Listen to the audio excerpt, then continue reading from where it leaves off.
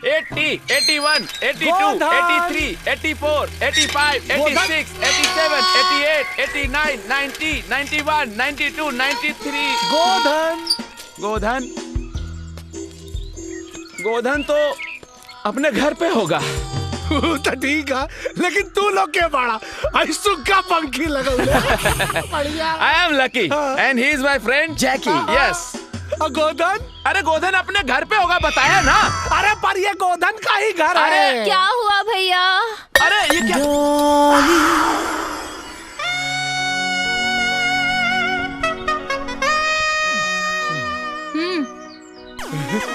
क्या हुआ? रहुआ के? मैं राजा की पत्नी हूँ। रहुआ राजा की बीबी है? तू क्या? ए दुल्हन। जी माँ जी। बड़की दुल्हन से कह दा कि तरकारी लेके आवे, हम काट देता नहीं। या घुघरू। जी मालिक। रमेश के भाई। हाँ? हम तनी खेते में जात बानी। अच्छा जी आइए। राउर ससुराल। अरे सोचत का बानी, अपना घर बा। आई ना राउर रिश्तेदारन से मिलवा दिया मैं। अरे इला चच्चा यही बाड़े। ये बाड़े श्रद्धेय सम्माननीय राउर ससुर जी। ए भाई साहब, इनसे मिली आदरणीय जेठ जी। अरे मातो जी बानी का आइला। ये राउर श्रद्धेय सासू माँ। अरे भौजियो खड़ा बनी। हम जब तरकारी लेके खड़ा है, राउर जेठा नहीं। दुल्हन कहाँ बड़ी हो? अबला सबसे खास रिश्तेदार राउर सौतन कुसुम देवी। कुसुम देवी, कुसुम देवी, कुसुम देवी, कुसुम देवी। अरे रुका ला, इनकर परिचय हम आप लोगों से करवाइबे ना कहीं नहीं। तो सुनी, ये है राजा बाबू के पत्नी डॉली देवी, मुंबई वाली।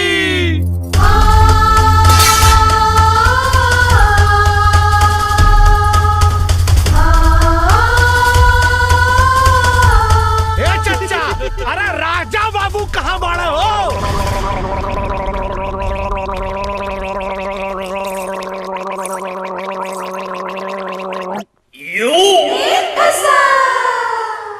पक राजा बाबू रख ले दुगो मेहरारू, मुंबई में शादी कैला सरऊ तू पी के दारू। पक राजा बाबू रख ला दुगो मेहरारू, मुंबई में शादी कैला। ले अब समार कमीना।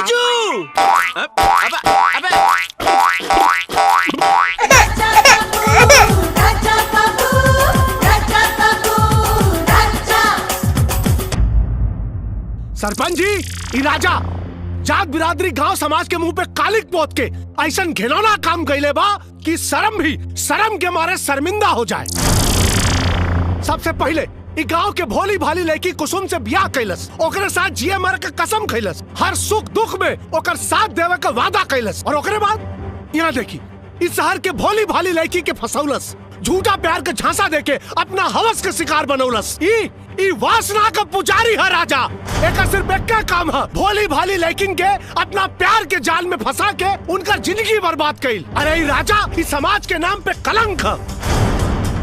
ऐसा व्यभिचारी और दुराचारी समाज खातिर घातक होने, एकरा चलते सरपंच जी हमरे जैसन सीधा साधा नौजवान का भविष्य खतरे में बा। आप लोगों से विनती बा महाराज कि ये राजा के सिर्फ जात बिरादरी से ना, गांव समाज से मुंह करिया कह कहकर निकाल दे जाओ। ये सब झूठ है, ये सब झूठ है सरपंच जी। ये हमारा बेटा के फंसावे के साजिश है। दीनदयाल जी, पंचायत के काम में दखल अंदाजी मत करी। का सही हो का गलत हो, एकर फैसला पंचायत करी। डॉली, तोहार राजा से का संबंध हो? राजा मेरी बहना का पति है। तू चुप रहा। ये पंचायत हो, सवाल जकरा से कइल जाला जवाब भी वह देला। डॉली जवाब द। मैं राजा की पत्नी हूँ। एकर का सबूत हो कि तू राजा के पत्नी हो? चेक लगी। ये है सबूत।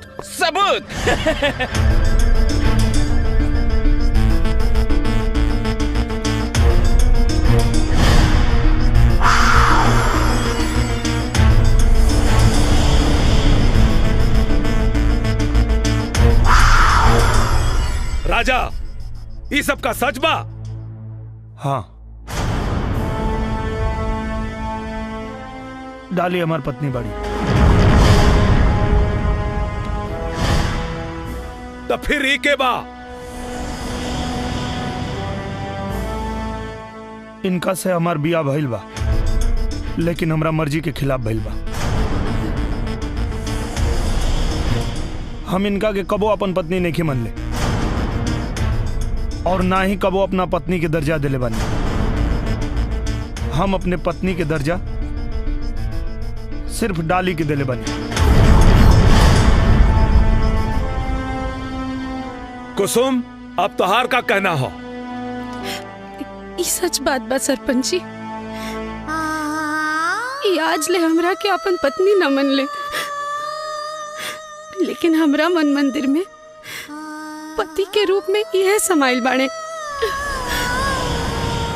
यही से जो ना चीज में इनकर खुशी बा, वही चीज में हमरो खुशी भी बा।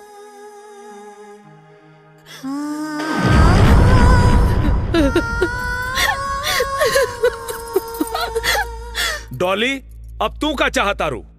मैं राजा को हमेशा के लिए अपने साथ लेके जाना चाहती हूँ।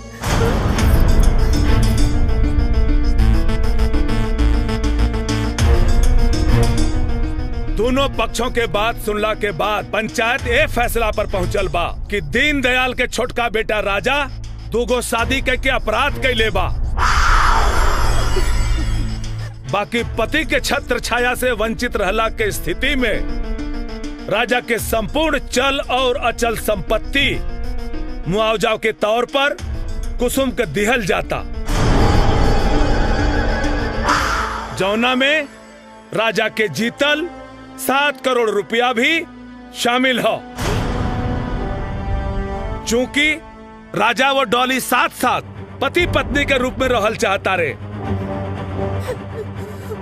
ये खातिर राजा डॉली के सुपुर्द कइल जाता। अब डॉली राजा के लेके कहीं भी जाए ले स्वतंत्र बाड़ी।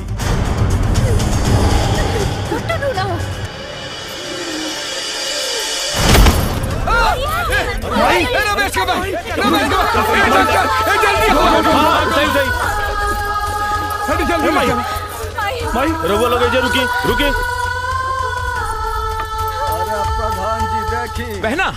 बहना सुनो तो सही। भैया, ये तो सारा पाशा ही उल्टा पड़ गया। सारी दौलत ले गई वो देहाती कुसुम, और मेरे हिस्से में आया मिट्टी का ढेर जाहिल गंवार राजा। अब उसका क्या मैं अचार डालूं?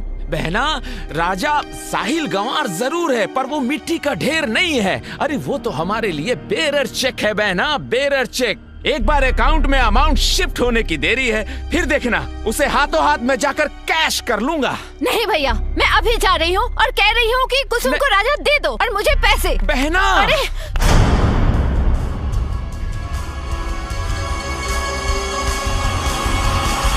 कुछ तो करना पड़ेगा ना, वरना ये राजा नाम का बोझ जिंदगी भर सर पे ढोना पड़ेगा। तुम चिंता मत करो बहना, कोई ना कोई रास्ता निकलेगा जरूर, क्योंकि लकी के लक से भी 2 कदम आगे चलता है बहना। लकी ये सब छोड़ो, पहले ये चल के देखो वो ओल्ड लेडी जिंदा है या मर गई। मर जाए तो ज्यादा अच्छा है।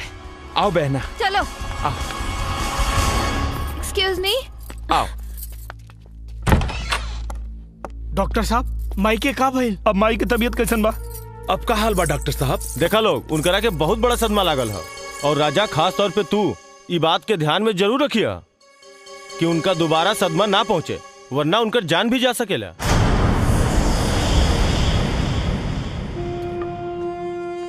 सरपंच जी, हम पंचायत के फैसला के सम्मान करत बानी, बाकी हमरा पंच लोगन से एगो विनती बा, जबले राजा की माई पूरी तरह से ठीक ना हो जाए तबले राजा के रोक ली, न तो बेटा के दूर जाए के गम में उस सदमा बर्दाश्त न कर पाई और मर जाई।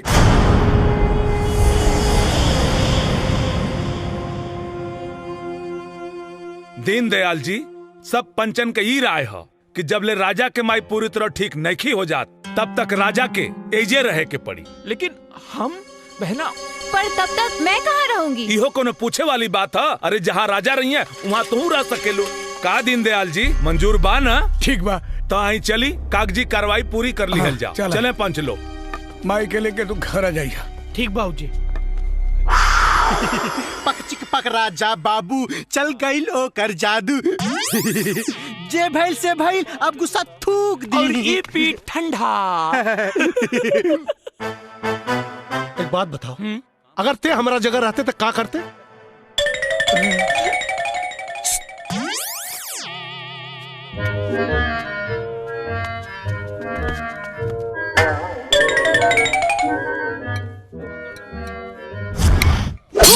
करती कगल।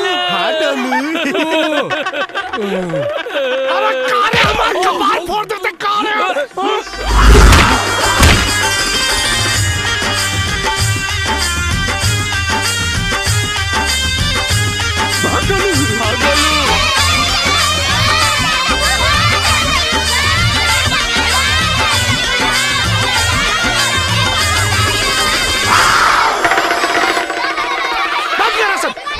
गोलू गोलू।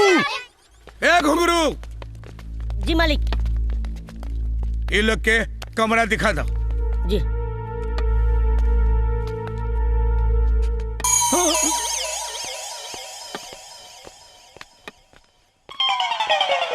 डॉली। अबे सुना नहीं, मालिक ने कहा 2 कमरा दिखाने के लिए। हाँ कहले तो हूँ मैं। तो सोच क्या रहा है बे? मालिक करवा लो के वास्ते ये दोनों कमरा दिखाओ कहले। हाँ बाकी हम सोचता नहीं रवा लोग के वास्ते दोनों कमरा ठीक ना होई। अच्छा। और रवा लोग के तो बड़का बड़का होटल में रह करत हो ना। तो अगर हमको से बड़का वाला रूम दिखाई ता। ब्रदर नौकर तो मालिक से भी ज्यादा समझदार लगता है। हाँ यार, ए सुन, ऐसी कोई जगह है क्या यहाँ पे कहीं? ओकरो से ज्यादा बढ़िया। हाँ। चलो खाना भी हाथ से खाए के जरूरत नहीं के। हाँ। देख जाए मुँहे में। और हाँ पानी भी हाथ से निकाल के पिए के जरूरत नहीं के, डायरेक्ट जाए मुँहे में। और इतने ना हवा मुँह खाती कहीं जाए के जरूरत नहीं के। उहे हवा उहे मुँहता। Latrine bathroom attach. अरे साहब मजा वाला बात अभी बताइबे ना कहीं नहीं। अरे वाह, बताओ बताओ। हाँ खुद से रोल के नहा के ना पड़ी। फर्स्ट क्लास मसाज के साथ वहाँ नहा जाई। ऐसी जगह तो मुंबई में भी नहीं है। लेकिन वो जगह है किधर? है ये जगह।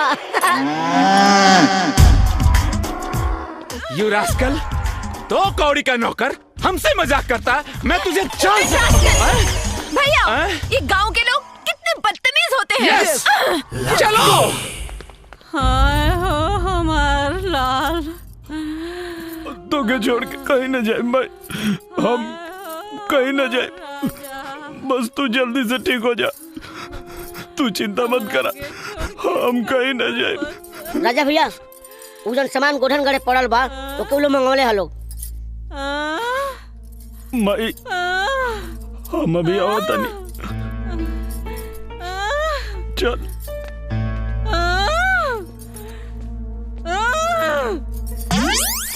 माई देखा लोगन, देखा नहीं ना वो चकचनहरी की एक बुलावा पर 2 मिलावट पहुंच गल। चुहाड़ कहीं के।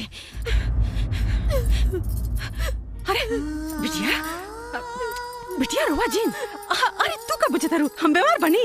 अरे ना रे पागल, हम एकदम ठीक बनी। देख हमरा के कुछ नहीं के भइल। जिन रुआ बिटिया ना रोए के, हैं हमरा कुछ नहीं के भइल। उ का बचतिया उहे गो नौटंकी बाजबिया।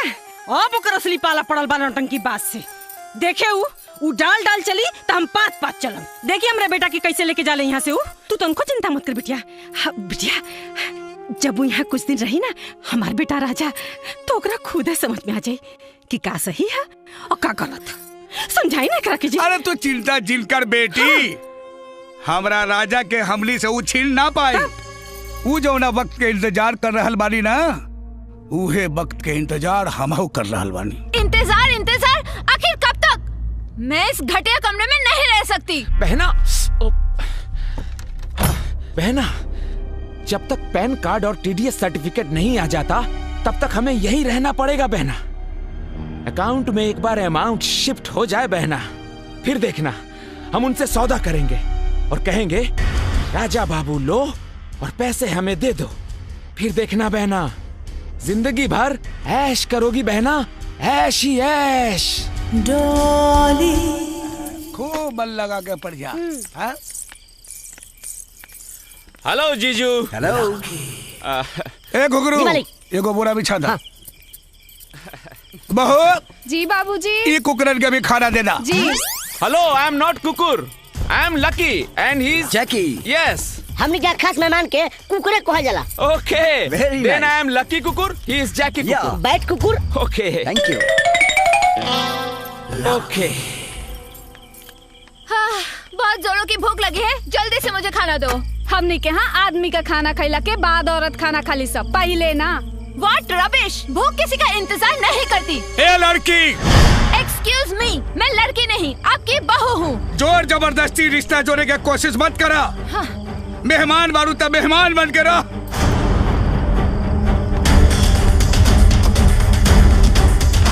मैंने सुना है गांव में पति का झूठा खाना भी एक रिवाज है। लीजिए, खा लिया मैंने।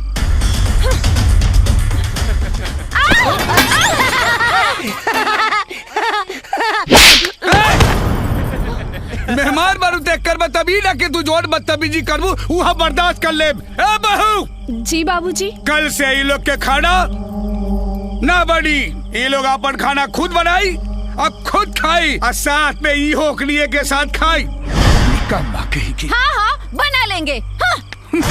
जैकी, चलो, कल से अपना हाथ जगन्नाथ।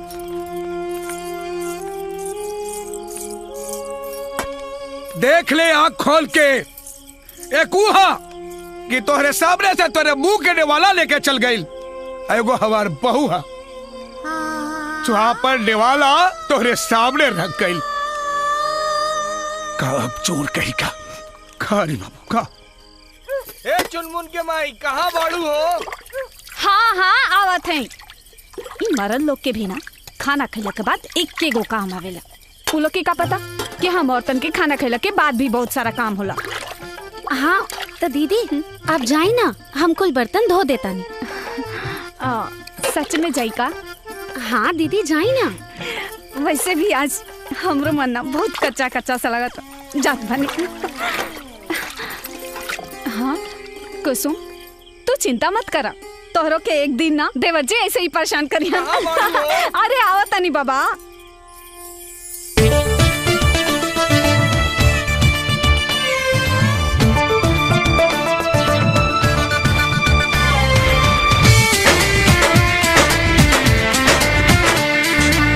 सबके हु खाके सुत गइल ऐसा जानवा, छोड़ न कलाई ढोले बेहदा बारा तनावा। ए सबके हु खाके सुत गइल ऐसा जानवा, छोड़ न कलाई ढोले बेहदा बारा तनावा। प्यार तोरे खातिर पूरा रात बाट बाकी। बतावा गोरी,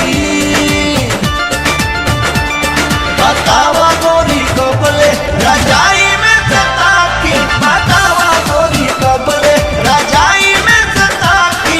अरे घुमुड़ घुमुड़ करबू अजान नहीं है काकी।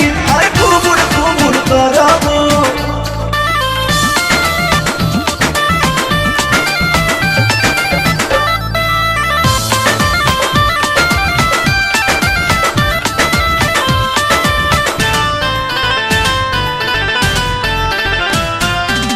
नौ बजे के बाद टाइम होला खाली पति के। छोड़ा कुली काम आजा बिना दिया बत्ती के।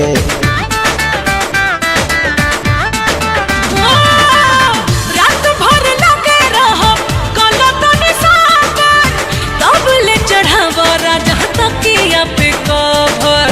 चले नहीं दे हम आज तो हरो चला की। बतावा गोरी, बतावा गोरी कबले रजाई में सता की। बतावा गोरी कबले रजाई में सता की। अरे घुमुड़ घुमुड़ करबू अजान नहीं है काकी। अरे घुमुड़ घुमुड़ करबू।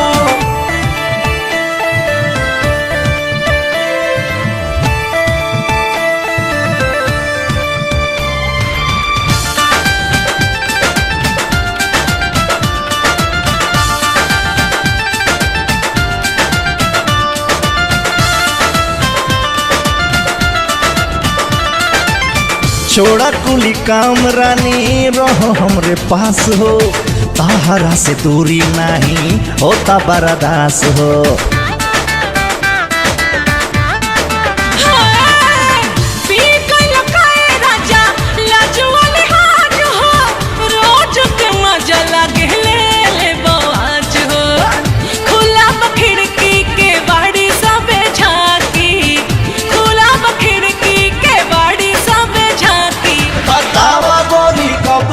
रजाई में सता की बतावा गोरी कपले, रजाई में सता की अरे खूबुड़ करबू जाग जाई है काकी, अरे खूबुड़ करबू।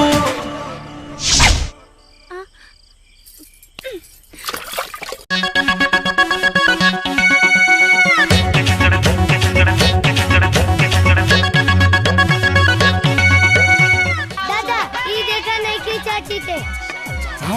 अरे बुढ़वा देखी का राजा राजा आगे नहीं बाबूजी। का बन बाबूजी ईसा कहा रे?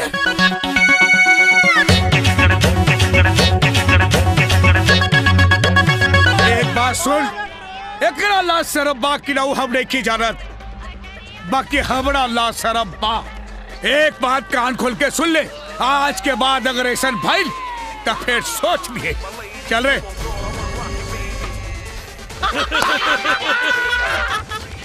डली डली इस सब का हो रहल बा? दिखता नहीं है क्या? एक्सरसाइज कर रही हूँ। अरे तो ये छतवा पे जगह मिलला और कहीं ना जगह रहला। क्यों? यहाँ पे क्या बुराई है? बुराई यहाँ ना तोरे छोट छोट कपड़ा में बा। देखा कैसे लोग आँख फाड़ फाड़ के देखा था। ये गाँव में शहर ना। अब सब लोग देख रहे हैं तो इसमें मैं क्या कर सकती हूँ?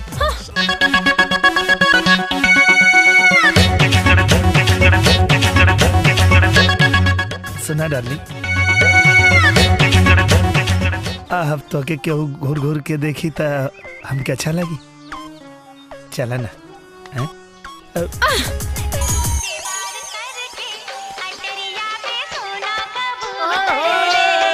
अरे कनवा इतना लात खैले लेकिन सुधर लेना।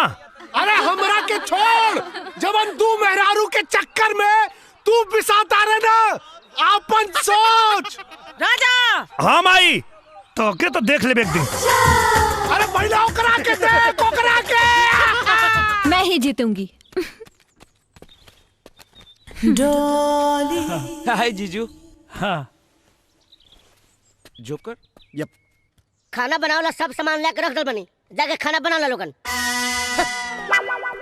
भैया जाओ। मुझे खाना कहाँ बनाने आता बहना? जैकी मुझे भी नहीं आता लकी। अब राजा तुम्हें तो बहुत अच्छा खाना बनाना आता है। हाँ? जाओ ना प्लीज। हाँ ठीक बा ना। हाँ हम बना देता नहीं। खेला लो।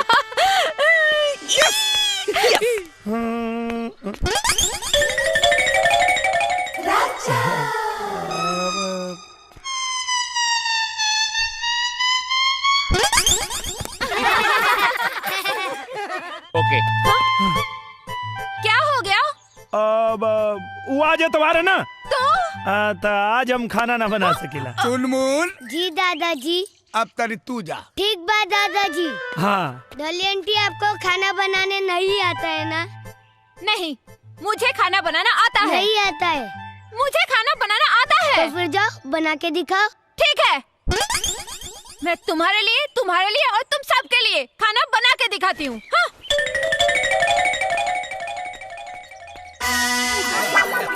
घुघरू हाँ मालिक खाना बनाओ।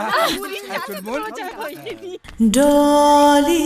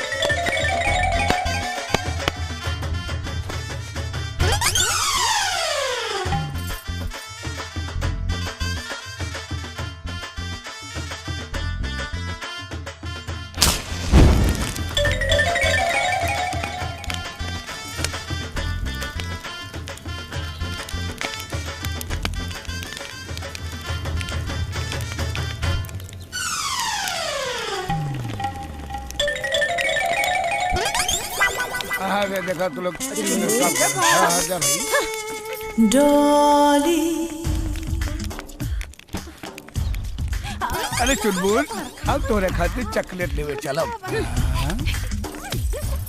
डॉली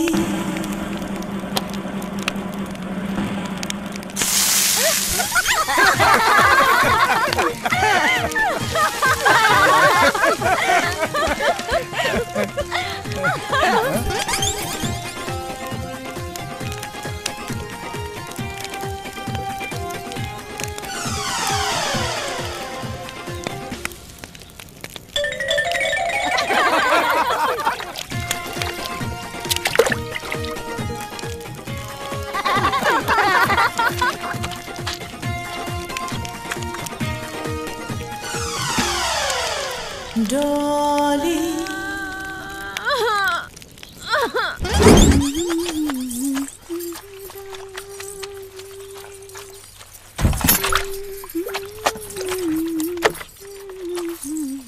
छी, हाउ डर्टी! कितने गंदे लोग रहते हैं यहाँ पे। हाँ, कुछ गंदा लोग घर में आ गइल बड़ा, ऐसे घर अपवित्र हो गइल बा। तई भइला की गोबर से लिप पोत के पवित्र कर लिहल जा। हाँ दीदी, और ई गोबर तो दवाई के भी काम करेला ना।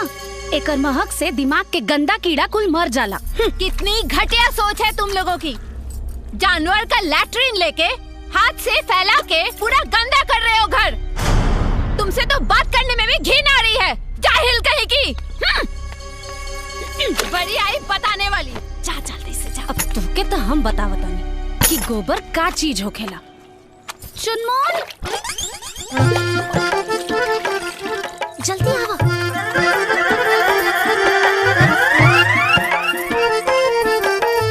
चलो चलो।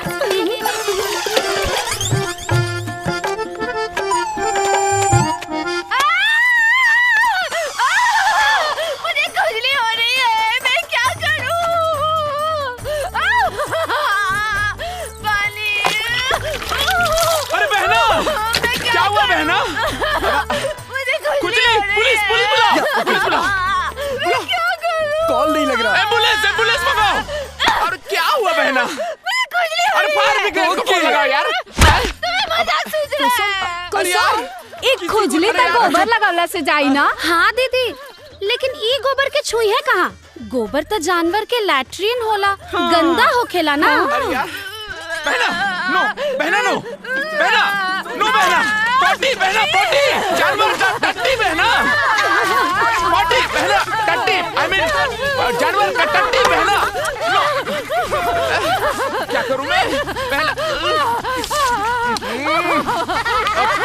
चुप, अबे चुप। अरे बहना नो, डोंट डू दिस बहना।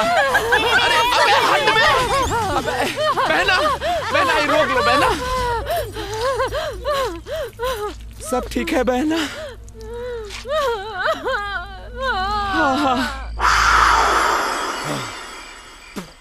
उस्ताद, अंग्रेजी दारू बा, नीट पीहे तो कलेजा जल जाई। अरे कलेजा तक कब से जरत है गोलुआ। ये कलेजा तो तब ठंडा हुई जब वो रजवा के मुंह पे कालिक पुताई। इकन बड़ा मुश्किल काम बा। एक आइडिया आ गइल। अगर गड्ढा खन के पानी डाल के ओमे करिखा मिलाई के अगर तू रजवा को में ढकेल दा तो मुँह का पूरा शरीर ही करिया हो जाए। का गोलू? हाँ डोलू। उस्ताद जी। अरे कौन मनोज गाड़ी में तोनी के अपन चेला बनौनी रे। मुंह रख। अबे करिखा का बात ना करतानी, हम बेइज्जती का बात करतानी। और ओकर बेइज्जती तो तब हुई जब बात ओकरा इज्जत पे आई। और ओकर इज्जत है शहर वाली।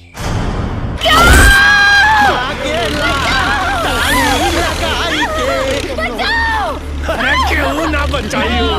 क्यों के बचाई तोरा?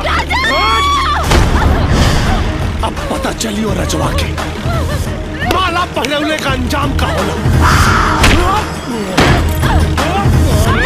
अरे कहाँ जाता है ताली के भी? बचाओ, बचाओ। खियावा न रे। मालूम नहीं के हम पता करो रे।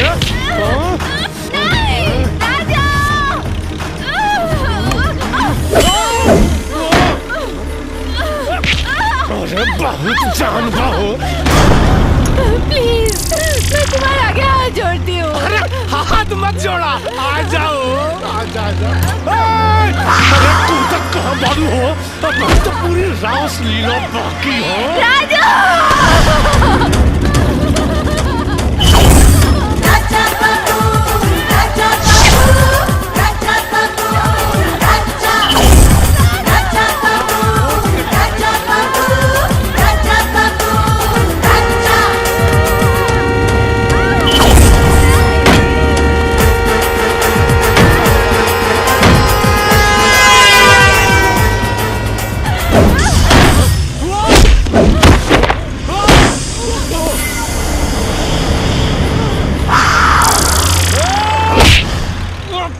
मरुआ डाली हमरा घर के इज्जत पे और हमरा घर के इज्जत पे हाथ डाल के तू अपना मौत के दावत दे ले बार।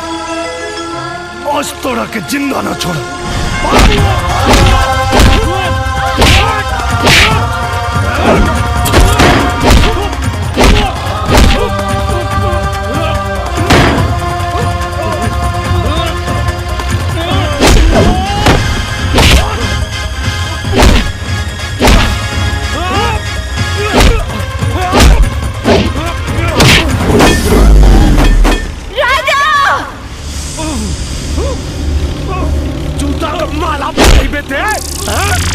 तो शहर वाली का मजा हम ले। और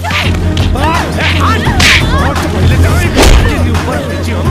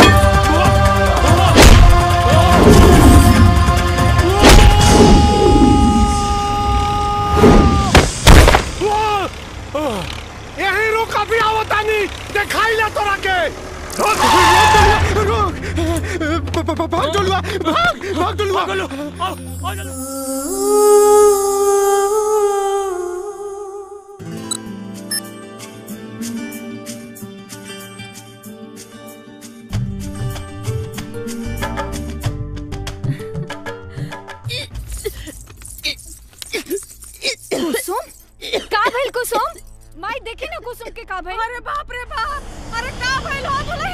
पता ना दीदी, काहे बहुत उल्टी होता। मन तो नहीं ना पितराई लागत। हाँ माई, कुछ कुछ वैसे नहीं लागता। कुसुम खटाई खाए का मन तो नहीं ना करा? हाँ दीदी, खटाई खाए के तो बहुते मन करता। अरे केने बने जी? अरे सुरत नहीं, अरे वो दादा बने वाली बारी जी।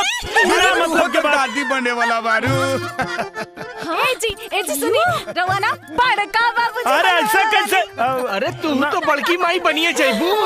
का बल माई? तो ना छोट भैया आवेला बा। बधाई हो कुसुम, बधाई हो, तू ना माई बने वाला। अरे दौड़े के ना कुसुम। का बेटी? अरे संभल के। समझावे के भगवान। बधाई हो देवर जी, रवा बाप बने वाला बानी। बधाई हो छोटकी मालकिन, अरे वो छोटकी माई बने वाला बानी। भाग यहाँ से, झूठ बोला तुम सो। अरे सुना, हम बताओ तो। अरे सुना, हमार बात सुना। अरे हमार बात सुना। हमार बात तो सुना।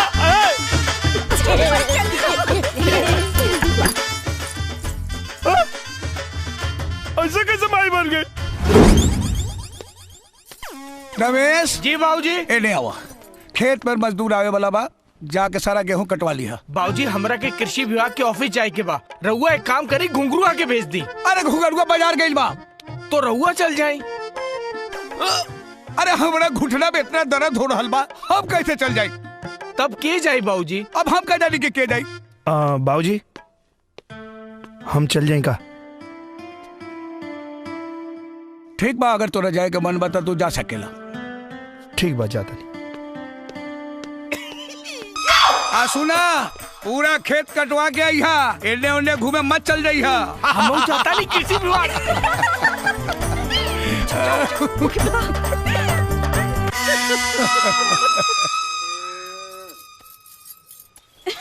कुसुम, अरे ई गोबर गोइठा पाहल तू छोड़ा, जा जल्दी से खेत पे। देवर जी खेत पर गलन गेहूं कटवावे, तू गतान लेके जा जल्दी। देवर जी से अकेले में मिले के ऐसे बढ़िया मौका तो क्या ना मिली। उठसहरी हरवे में बिया, का पता खेत का हरियाली देख के देवर जी भी तो हरा भरा कर दे। जा जल्दी।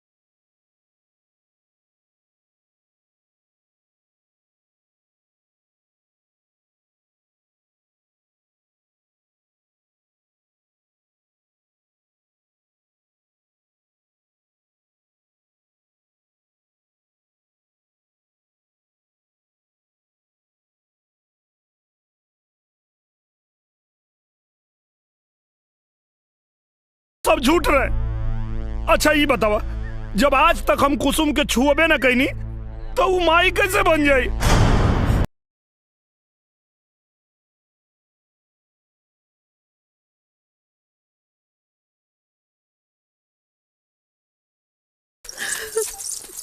सुनो ना, आई डोंट बिलीव यू। हम सही कहता नहीं, तोरा के भड़कावे खातिर पूरा घर मिलके नाटक कैले बाने सा।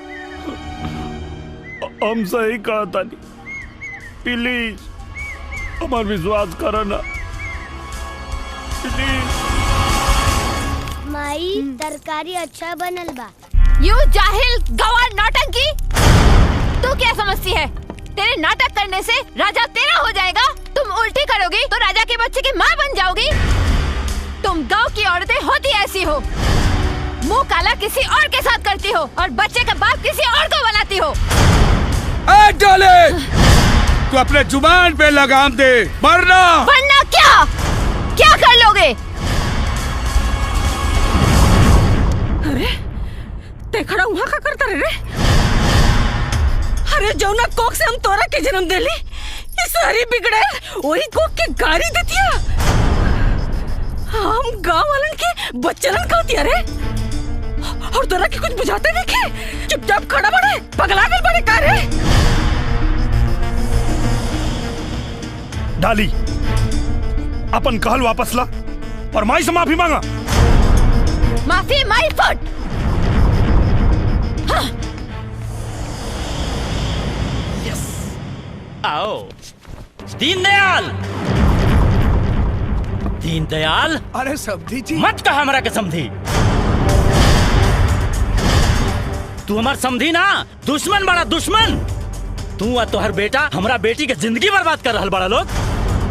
लेकिन याद रखा, हम तू लोगन के बर्बाद कर दे, फांसी पर चढ़ा दे पूरा खानदान के। बाबूजी खबरदार, अगर एकरा आगे हमरा घर वालन के कुछ कहानी है तो हमरा परिवार के खिलाफ एगो शब्द भी कहे के आपके कोनो अधिकार ना हो। लेकिन बेटी, ये लोग तोहरा साथे विश्वासघात कैले बा और तुम्हारी पति अपन दूसर शादी करके तोहार दुनिया उजाड़ रहल बा, और तू कहता हो कि हम चुप रहे? ये हमरे घर के आपसी मामला है बाबूजी, और हमन के आपसी मामला के बीच में आपके दखल अंदाजी देवे के कोनो जरूरत ना हो।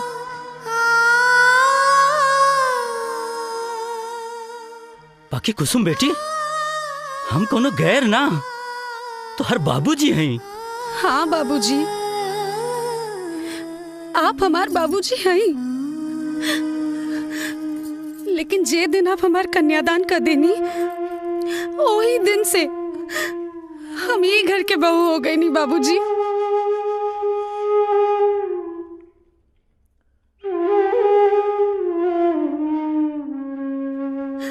हमार सास ससुर हमके बहू ना, अपन बेटी जैसन माने ले। बाबूजी,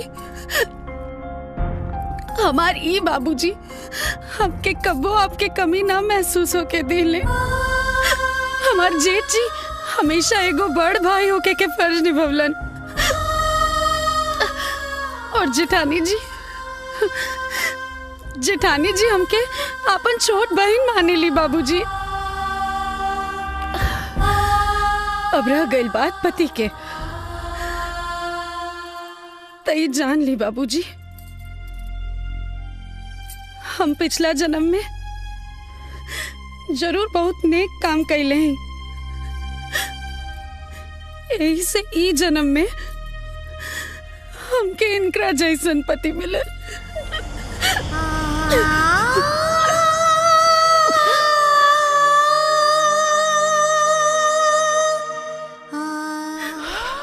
वाह बेटी वाह,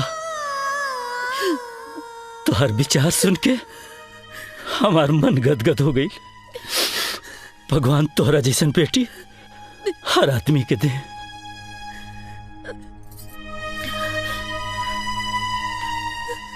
भगवान तोहरा के खुश रखे।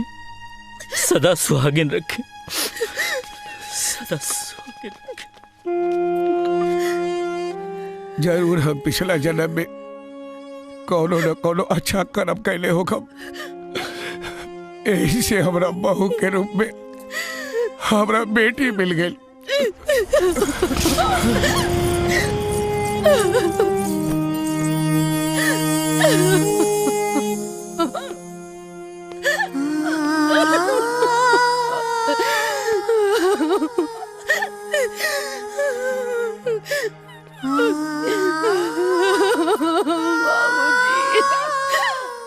कुसुम,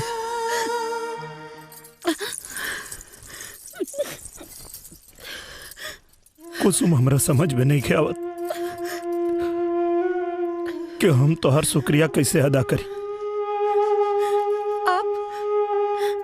आप ऐसा काहे सोचतानी? कैसे ना सोची, जौना घर के मान प्रतिष्ठा के रक्षा हमके करे के चाहिए, ओकरा के हम खुदे नीलाम कर देले बानी। और आज तू हमरा घर के प्रतिष्ठा के बचौलू हो। हमरा तो समझे में नहीं आवत कि हम कहाँ जाके मुंह छुपा। ऐसा मत कहीं जी, हम कोनो एहसान ना कहीं नहीं। हम ये घर के बहू हैं और बहू रहला के नाते खाली अपन कर्तव्य के निर्वाह करनी है, बस और कुछ ना।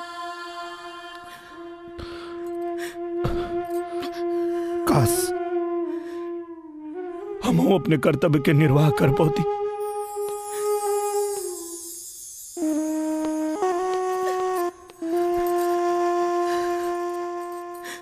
कुसुम, कुसुम, बधाई हो देवरानी जी, बधाई हो। कम से कम देवर जी के अपन गलती का एहसास तो भाई। खाली एहसास कैला से का होई दीदी, हम तो आज भी उनके खातिर पराये बानी। पागल कहीं के, जब सावित्री अपना पति का प्राण यमराज से छीन के लेके आ सकेली, तई सहरी का का औकात जे तोरा पति के तो से छीन सके। अरे हाँ, कल ना तीज का त्योहार है, तू खूब मन से भोले बाबा के मनैया, उ तोहार सुहाग तोहरा के जरूर लौटा दी हन। अब चला हजरत, हाँ जा तैयारी कर, जा। डाली, माई से माफी मांगा, माई से माफी मांगा। सिस्टर, सिस्टर, सिस्टर, ओपन द डोर सिस्टर।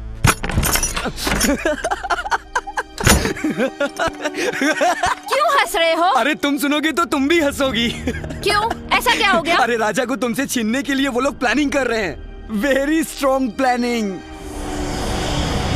इन बेवकूफों को ये भी नहीं मालूम कि तुमको राजा नहीं सिर्फ मनी चाहिए, मनी।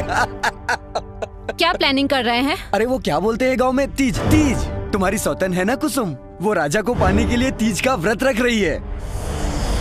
इससे क्या होगा? अरे सिस्टर, उन लोग का मानना है कि व्रत रखने से बहुत शक्ति आएगी और शंकर भगवान खुश हो जाएंगे। तुमसे राजा को छीन के कुसुम को दे देंगे। बेवकूफ लोग।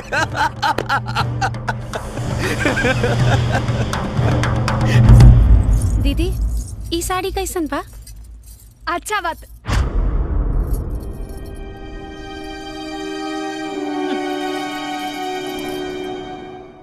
सुनिए, आई एम सॉरी। मशीन नट, जा। मैं भी तीज व्रत करूंगी। तीज व्रत? जी। अरे तीज व्रत कल को ना तोता उड़ावल काम ना हो, जे आइलू पिजड़ा खोलू और तोता हो गेल फुर। तू शहर का लड़की लोग का जनबू हो कि तीज कैसे कइल जाला। जा अपन काम करा, जा। क्यों? काहे से कि तीज व्रत में छोट छोट कपड़ा उतार के साड़ी पहने के पड़ेला। मैं पहनूंगी। अरे इतना आसान काम ना होला। तीज व्रत में पूरा एक दिन और एक रात भूखे पेट रहे के पड़ेला और तोरा से तो 1 मिनट भूख बर्दाश्त ना होला। तू कैसे रहबू तीज व्रत? हैं? रह लूंगी। दीदी इनकरा के तो गोबर से घृणा आवेला ना। हाँ। ई का भूखियन तीज के व्रत। तीज में तो पूरा घर के गोबर से लीपे के पड़ेला, उहो अपना हाथ से। मैं लीपूंगी। ठीक बा, तो कल हम जौन जौन कहब वैसे वैसे कह लिहा। जी भाई। यस। बहना तो सही एक्टिंग कर रही है भाई। यस बेटा।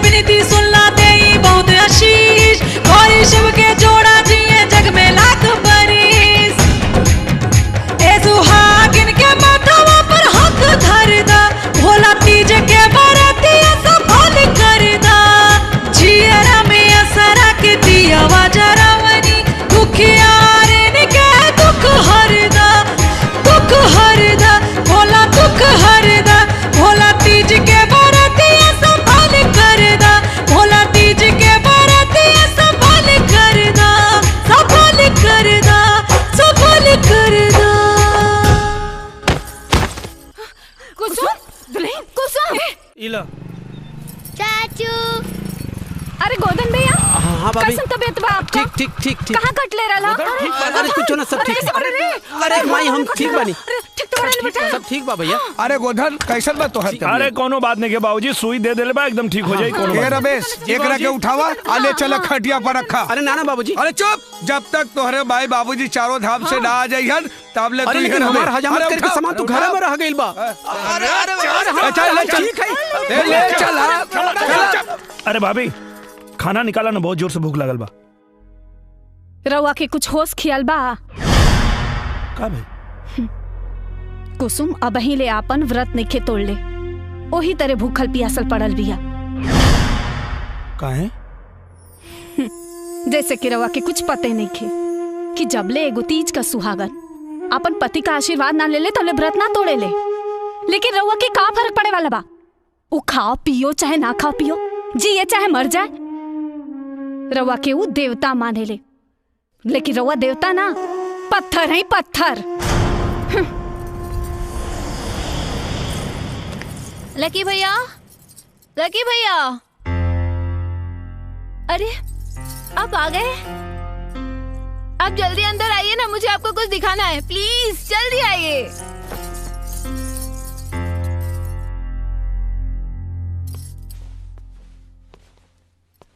कुसुम,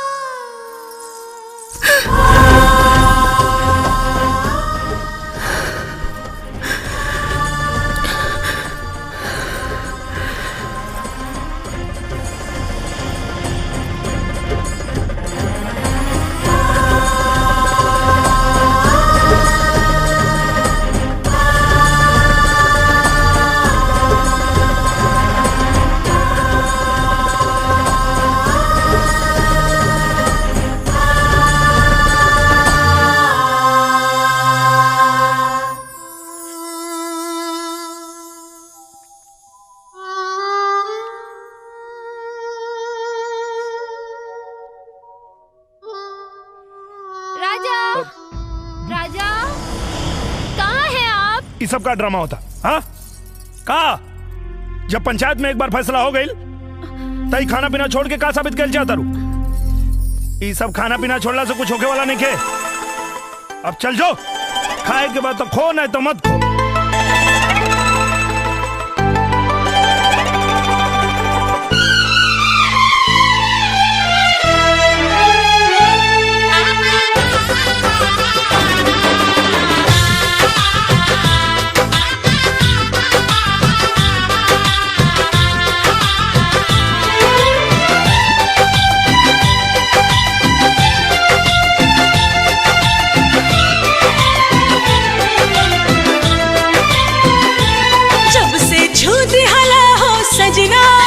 सजना सजना खन खन खन कल मोर कंगना, जब से छूटी हला हो सजना खन खन खन कल मोर कंगना, दिल के धड़कन बजाए सहनाई आवे लागल ए राजा गड़ाई, आवे लागल ए राजा गड़ाई। एहसास समझ में आयल का होला प्यार बुझायल, एहसास समझ में आयल का होला प्यार बुझायल, हाल दिलवा के का हम बताएं, कैसे तो से नजरिया मिलाएं, कैसे तो से नजरिया मिलाएं।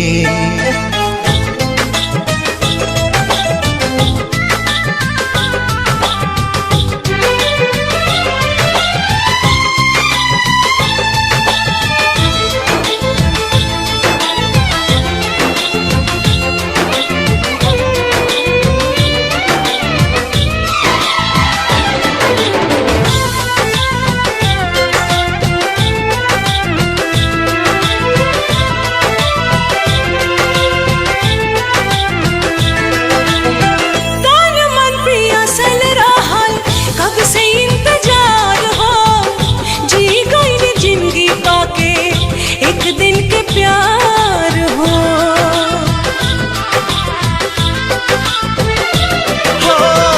अपने ही जाल में जैसे फसल बा पहेलिया, बुझे नहीं पावे के हो नियति के खेलिया, जिंदगी जाने कौन मोड़ पे ले जाए, कैसे तो से नजरिया मिलाए, कैसे तो से नजरिया मिलाए।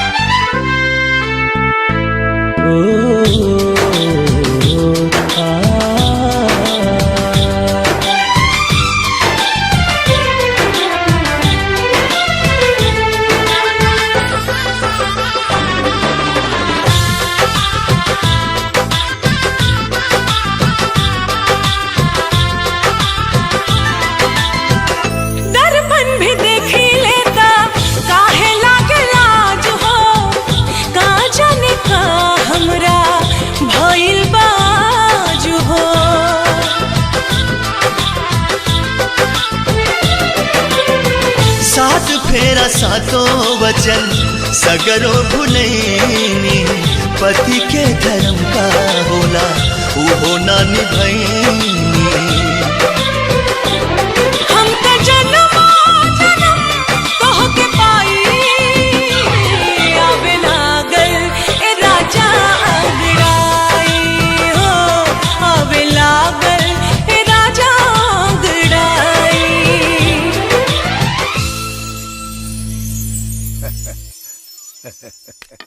टका टका टका टका टका टका टका टका। इश्क हुआ कैसे हुआ, जैसे हुआ अच्छा हुआ ना मैं जानू। दादाजी ए राजा इला इका बाबूजी तोरे चेक बुक और ई तुहार टीडीएस सर्टिफिकेट और पैन कार्ड। अब खरा खरा मुंह का देखत वरा जा बैंक से सारा पैसा निकाल के लिया हुआ आज सीधे बहू के हाथ में दे दा। और हाँ, ओकरा बात तू कहीं चल जा, कोनो बात का चिंता नहीं की। और हाँ, हमरा कहे से तू इतना दिन रुक गईला, ओकरे खातिर धन्यवाद। बाबूजी वैसे भी देवर जी रउआ के तो हीरोइन जैसन मेहरारू चाहत रहल ना। देखी भगवान राउत सुन लेलन और रउआ के तो हीरोइन दे देलन। हाँ बेटा, हम हो एकदम ठीक बानी। डॉक्टर कहना है कि कोनो दिक्कत ना है, हैं? अब तू बेफिक्र होके जा सकेला।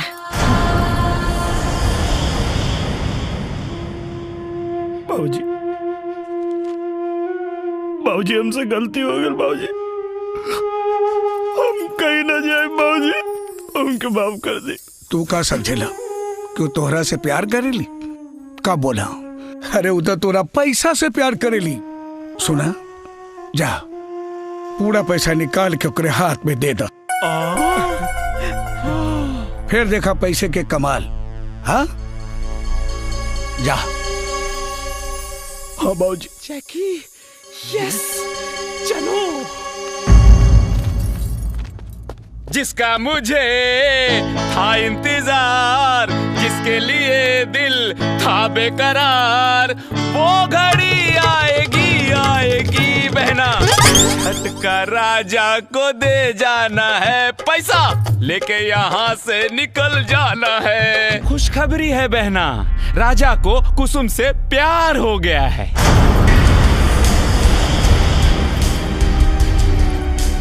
अब पैसा तुम्हारे पास खुद ब खुद चलकर कदमों में आने वाला है बहना।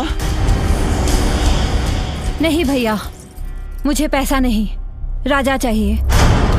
ये क्या बोल रही हो बहना? तुम्हारा दिमाग तो नहीं खराब हो गया है? मुझे राजा से प्यार हो गया है। क्या? अगर दौलत रहेगी बहना तो ऐसे सैकड़ों राजा तुम्हारे कदमों में होंगे।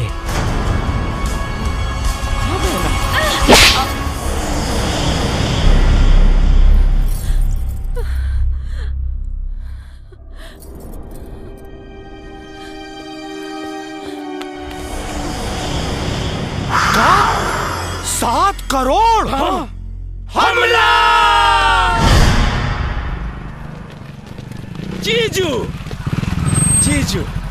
अरे लकी, तू यहाँ कैसे?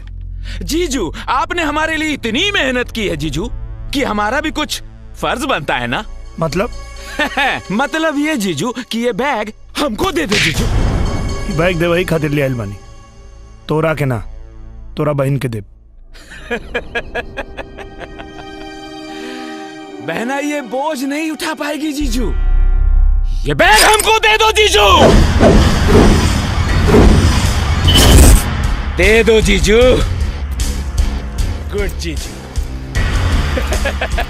ये बनेगा करोड़पति। चल बे जैकी, मैं बनूंगा करोड़पति। मैं बनेगा करोड़पति।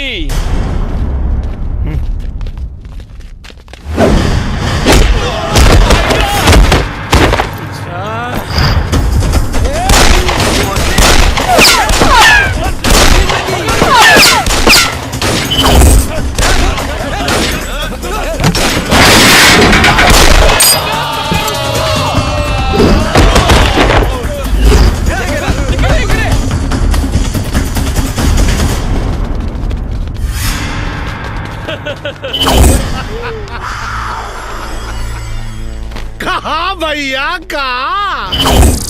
अरे इतना भारी बोझ लेके कहाँ भागत आ रहा है? डोलू गोलू, अरे राजा बाबू का तनी बोझ हल्का करा सन रे। जा साथी हाथ बढ़ाना, एक अकेला थक जाएगा, मिलकर बोझ उठाना।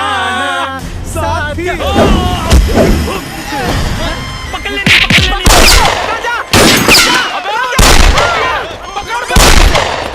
पैसा पकड़। चलो चलो।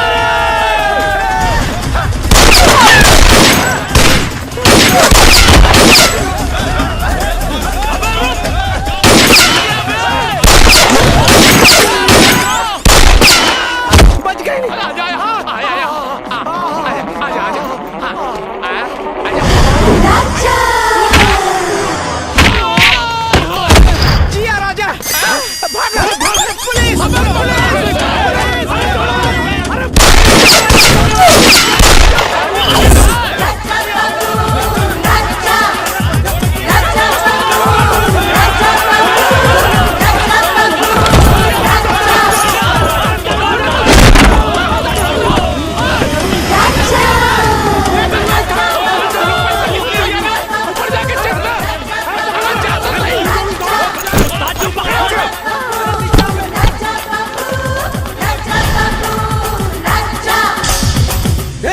पकड़ो उसे।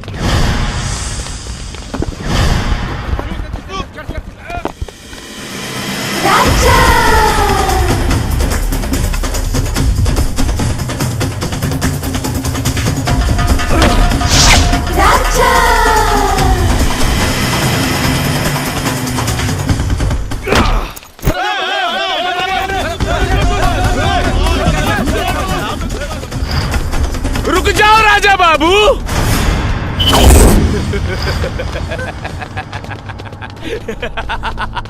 लकी का लक लकी से भी 2 कदम आगे चलता है राजा बाबू, समझे क्या? वो बैग हमको दे दो राजा बाबू, अभी प्यार से समझा रहे हैं, नहीं तो बहुत ही बुरा कर देंगे। गर्दन काटू क्या? अरे पगला गए बड़ा का करोड़ रुपया दी कुसुमिया खातिर। ये तो खुदा चाहता कि एकरा जिंदगी से दूर चल जाएगी। ना डमरू, पहले हम अंधा रहनी, असली हीरा हमारे घर में रहे और हम ये कागज के नोट के पीछे भागत रहनी। लेकिन अब हमारा आँख खुल गई बा। कुसुम के आगे ये रुपया के कोनो मोल नहीं के। लकी, हमरा धर्मपत्नी के छोड़ दे। ले बैग। हाँ राजा बाबू, हाँ आ जाओ आ जाओ। हाँ दे दो राजा बाबू, हमको दे दो। हाँ हमको दे दो राजा बाबू।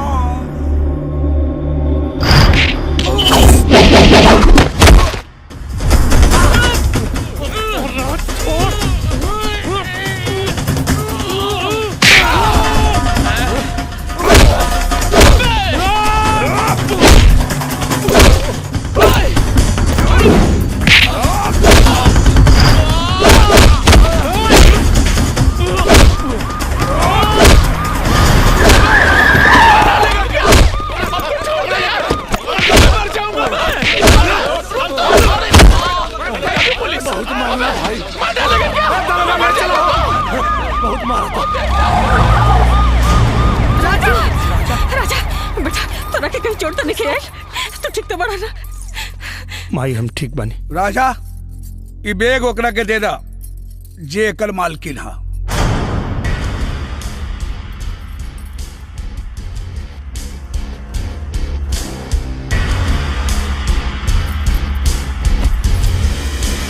सुनिए, इसकी मालकिन मैं नहीं कुसुम है। इसे ले जाकर कुसुम को दे दीजिए। हाँ, एकर मालकिन कुसुम बा, लेकिन एकर जरूरत तोरा के ज्यादा बा। बैग ला और जा यहाँ से। मैं सुन रही हूँ, इसका मतलब ये नहीं कि आप कुछ भी बोलते जाए। राजा, सौदा भी पूरा नहीं के भाई। जाके जमीन जायदाद के कागज लेके आवा, तब जाके सौदा पूरा हुई।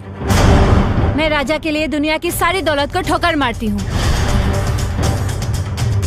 मुझे सिर्फ और सिर्फ राजा चाहिए।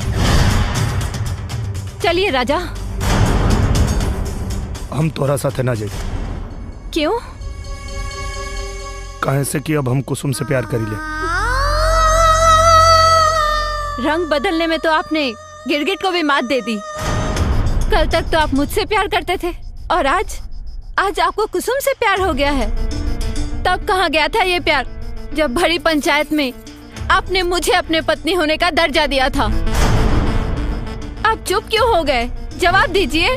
अभी सरपंच जी भी यही मौजूद है। कह दीजिए कि आप इनके फैसले को नहीं मानते हैं। राजा, पंचायत के फैसला तो के माने के पड़ी। सरपंच जी, सरपंच जी, मत करिए। सरपंच जी, सरपंच जी, सरपंच जी, दया करी सरपंच जी, दया करी। हमारे बेटा के बच जाई थी, नहीं तो हमारे बेरारू मर जाई। सरपंच जी, हमरा राजा के हमरा से दूर मत करी। दीनदयाल जी, हम मजबूर बानी, पंचायत के फैसला अटल बा। राजा, काल सुबह तो के डॉली के संगे जाए के पड़ी, वरना अंजाम बुरा हो जाए। चला पंच लोग। सरपंच जी, सरपंच जी, सरपंच जी, सरपंच जी।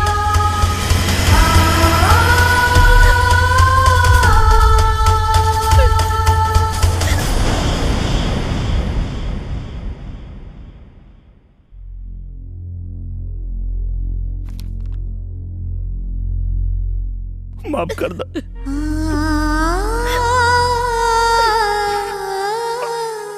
बहुत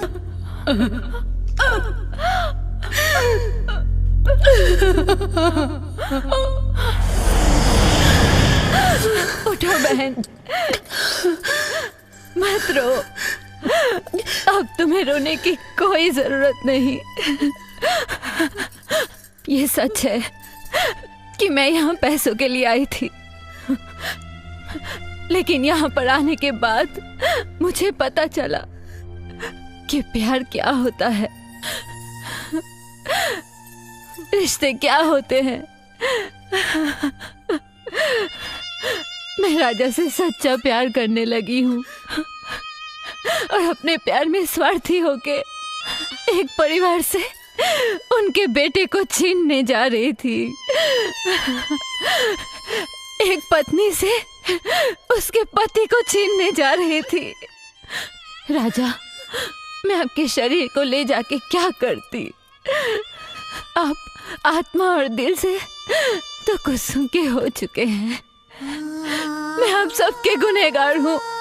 मुझे माफ कर दीजिए, मुझे माफ कर दीजिए, मुझे माफ कर दीजिए।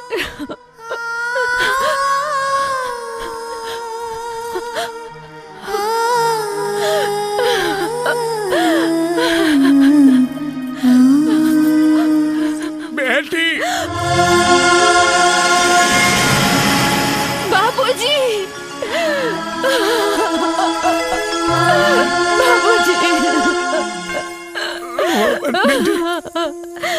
नहीं बाबूजी, आज मुझे जी भर के रो लेने दीजिए।